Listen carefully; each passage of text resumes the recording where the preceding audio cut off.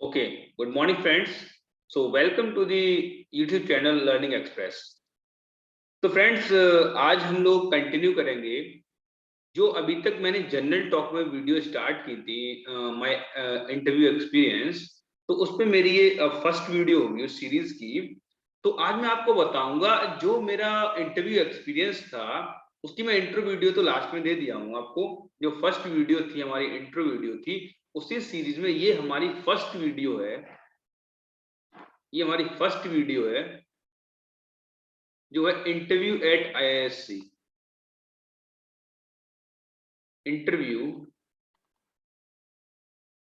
Eight IISc Bangalore.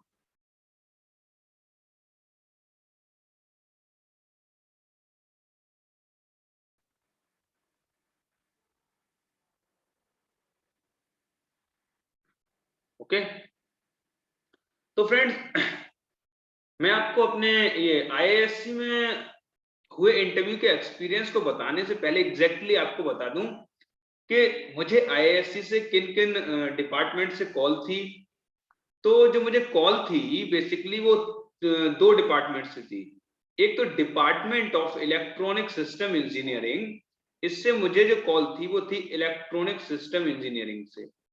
इस department में to different department और भी आते हैं जो कैन से डिफरेंट स्पेशलाइजेशंस।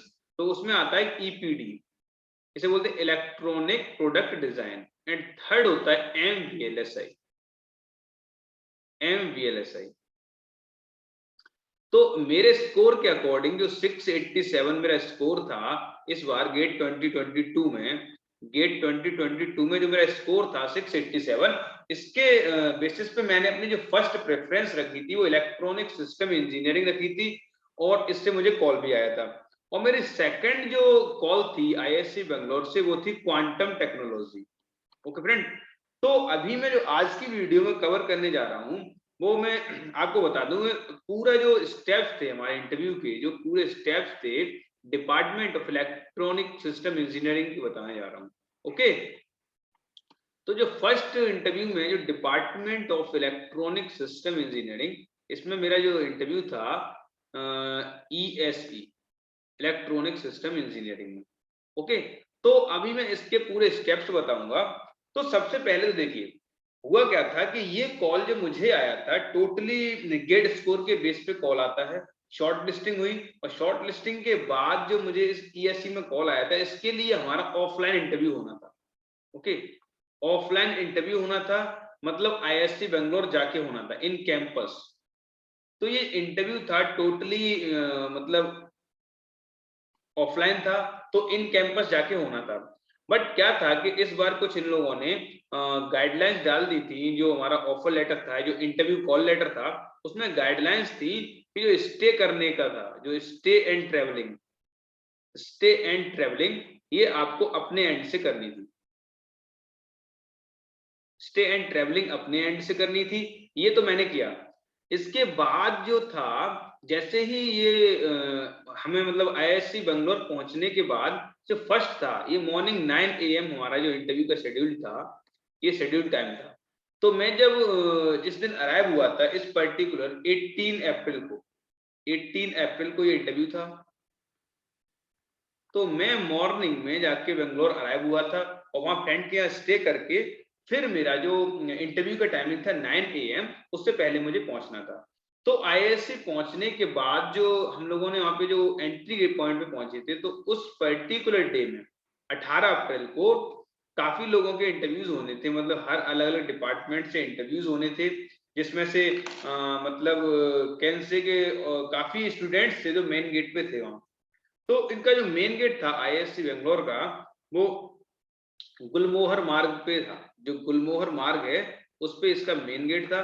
तो वहां से हमें डीईएससी जो डिपार्टमेंट था, department of electronic system engineering, इसके लिए प्रॉपर हमें गाइड किया गया था कैसे जाना है। और जो एक प्रोफेसर थे रास्ते में मिले, उनसे भी जब हमने पूछा तो उन्होंने प्रॉपरली गाइड किया और कुछ स्टेप्स हमारे साथ वॉक भी किए थे।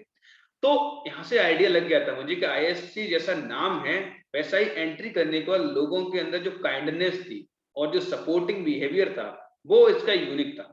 ठीक है। तो ये तो था जनरल के हम जो एंट्री किए से एंट्री करने के बाद किस तरह से डिपार्टमेंट ऑफ सिस्टम इंजीनियरिंग में पहुंचे, वहां तक पहुंचने में जो एक दो प्रोफेसर थे उन्होंने हेल्प की, और भी यहाँ जो जनरल लोग थे जो स्टूडेंट्स थे उन्होंने भी हेल्प की।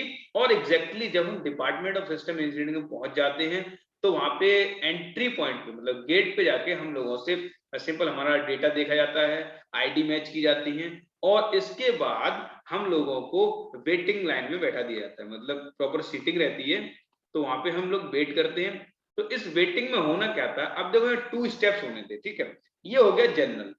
अब जनरल के बाद अगर हम इंटरव्यू पे आते हैं 2 स्टेप्स थे।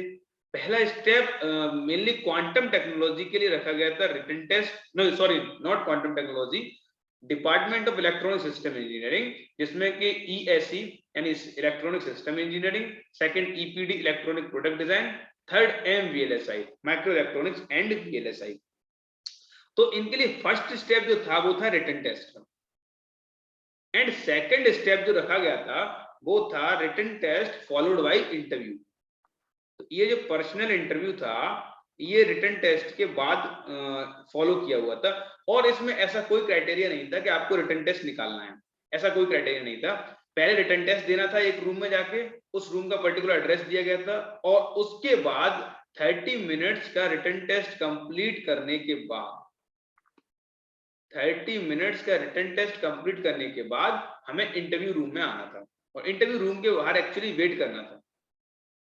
After completion of 30 minute test हमें वेट करना था इंटरव्यू के रूम के बाहर। तो अब एग्जैक्टली मैं बताऊंगा कि इसमें रिटन टेस्ट में क्या पूछा था। तो अगर हम रिटन टेस्ट पे आते हैं, रिटन टेस्ट,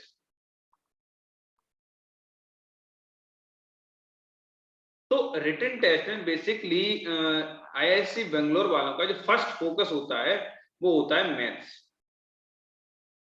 ऐसा मुझे पता था पहले भी, मतलब प्रोफेसर ने यहाँ से भेजा था हमें, तो बता के भेजा था कि आईआईएससी बेंगलोर वाले मैथ्स के क्वेश्चंस में ज्यादा इंटरेस्टेड रहते हैं, ठीक है।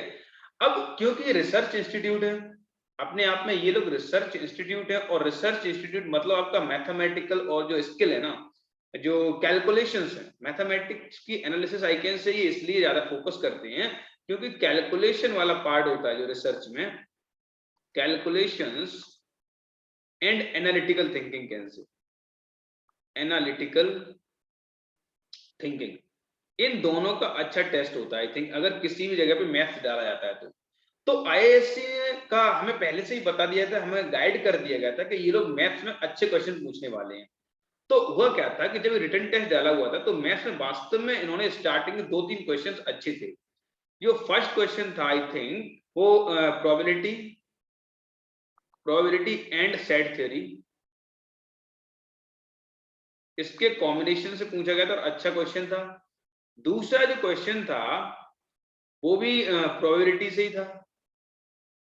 तो ओवरऑल क्या है कि ये जो प्रोबेबिलिटी होती है ना, प्रोबेबिलिटी को इन लोगों ने टारगेट किया, और प्रोबेबिलिटी में आई थिंक सबसे अच्छे हमारी जो माइंड की जो थिंकिंग स्किल कैन से वो अच्छे से चेक हो पाती है। तो 2 क्वेश्चन इन्होंने प्रोबेबिलिटी के डाले हुए थे, इसमें एक में सेट थ्योरी को इन्वॉल्व किया हुआ था, और एक जनरल क्वेश्चन भी था मैथ्स का। तो इतना अभी ठीक है।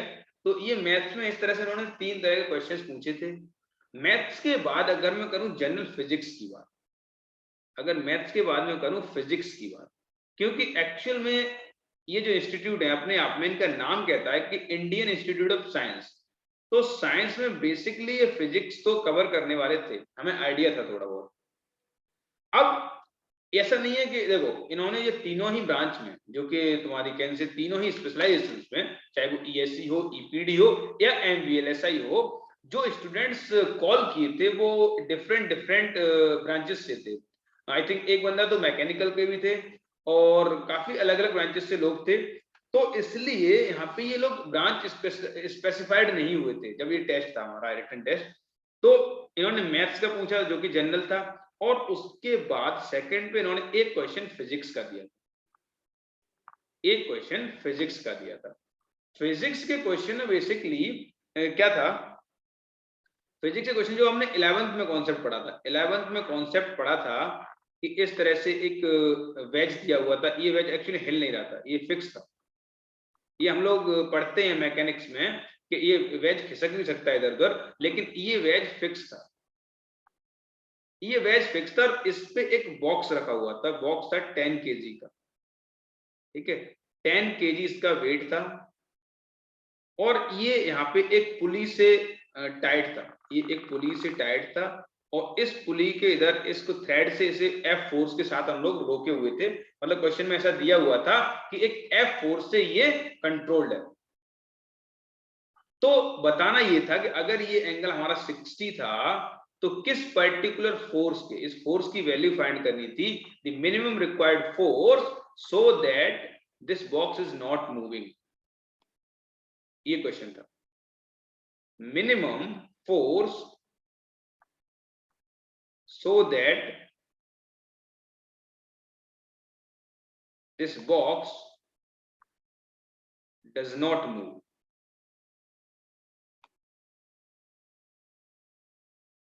ठीक है, ये क्वेश्चन था फिजिक्स से।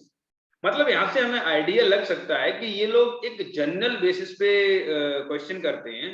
इनके माइंडसेट को अगर यहाँ से थोड़ा सा एनालाइज किया जाए तो क्वेश्चन जो थे वो थोड़े जनरल बेसिस पे थे। जनरल बेसिस का मतलब ये चीजें हम लोग 11th 12th में पढ़ते हैं, एक्चुअली 11th क्लास का कॉन्सेप्ट है, और 11th के बाद हम लोग जेई के टाइम पे इसे पढ़े होते हैं। ठीक है, अब यहाँ पे ये वेज वाला जो क्वेश्चन था, ये वेज जो फिक्स वेज था, ये मूव भी कर सकता था, तो ऐसा भी क्वेश्चन पॉसिबल था। इसका मतलब ये कुछ भी फिजिक्स में पूछ सकते थे 11th से 12th तक, 12th तक के लिए, 12th तक का। एंड मैथ्स में इन्होंने बेसिक पूछा ही था, प्रोबेबिलिटी सेट थ्योरी के अच्छे क्वेश्चंस थे। अब थोड़ा सा अगर ब्रांच स्पेसिफिक बात कर लें तो इन्होंने डिजिटल इलेक्ट्रॉनिक्स को टारगेट किया था, डिजिटल इलेक्ट्रॉनिक्स को भी टारगेट किया था। तो अगर मैं बात करूं थोड़ा, तो इन्होंने डिजिटल इलेक्ट्रॉनिक को टारगेट किया था, डिजिटल इलेक्ट्रॉनिक्स। डिजिटल इलेक्ट्रॉनिक्स से बेसिक से आई थिंक 3 क्वेश्चंस थे, 3 क्वेश्चंस ऑलमोस्ट। तो ये क्वेश्चन ज्यादा टफ भी नहीं कह सकता, मतलब बहुत ही एवरेज क्वेश्चंस थे। और डिजिटल इलेक्ट्रॉनिक्स तो वैसे भी अगर कोई student electronics and IN and double E triple E जो भी हैं इनसे किया हुआ है, तो डिजिटल इलेक्ट्रॉनिक्स बेसिकली सभी ने पढ़ी होती है, सीएस का हो। तो ये क्वेश्चन तो हो गए थे, सही थे, क्वेश्चंस हो गए थे। इसके अलावा कुछ जनरल क्वेश्चन और थे। जनरल क्वेश्चन कैसे, जैसे मेजरमेंट वगैरह हुआ, तो मैं तो इलेक्ट्रॉनिक्स का था, मेरे से तो नहीं हुए थे, लेकिन हाँ एक क्वेश्चन मेजरमेंट का था, पोटेंशियोमीटर वगैरह कुछ यूज किए थे, पोटेंशियोमीटर वगैरह यूज किए थे। तो ये मेजरमेंट पार्ट से कोई क्वेश्चन था। और एक क्वेश्चन कैसे ईडीसी से था, ईडीसी मतलब इलेक्ट्रॉनिक डिवाइसेस से क्वेश्चन थे, या 2 क्वेश्चंस थे। Good questions, can say good questions.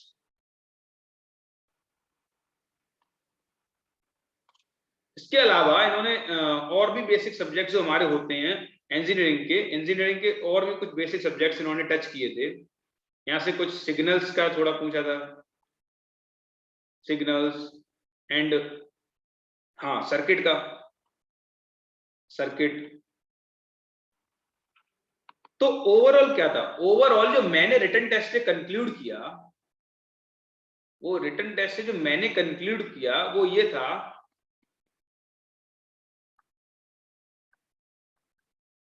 मैंने क्या कंक्लूजन निकाला। देखो बेसिक तो हम लोग गेट देके गए थे ऑलरेडी, और गेट स्कोर के साथ ही शॉर्टलिस्ट हुए थे। फिर इनका ये इस तरह से क्या पूछना, तो मैं समझता हूं क्योंकि अब तक जब तक ये आईआईएससी बेंगलोर का कॉल आया था तब तक ऑलरेडी हमें गेट एग्जाम दिए हुए 2 मंथ से ज्यादा हो चुके थे आई थिंक। तो ये जो फर्स्ट राउंड रखा था इन लोगों ने बेसिक ये अंडरस्टैंडिंग के लिए रखा था कि what understanding we have right now, हमारे पास उस पर्टिकुलर पॉइंट ऑफ टाइम पे क्या अंडरस्टैंडिंग थी। आई थिंक इसकी एक बेसिक चेकिंग थी कैसे, ये इसमें मैथ्स भी था, थोड़ा बहुत फिजिक्स भी था, क्योंकि अगर ये स्पेशली इन्हें कोई ब्रांच स्पेसिफिक चेक करना होता, टेस्ट करना होता, तो ये पूरा मतलब एक टफ फॉर्मेट भी दे सकते थे।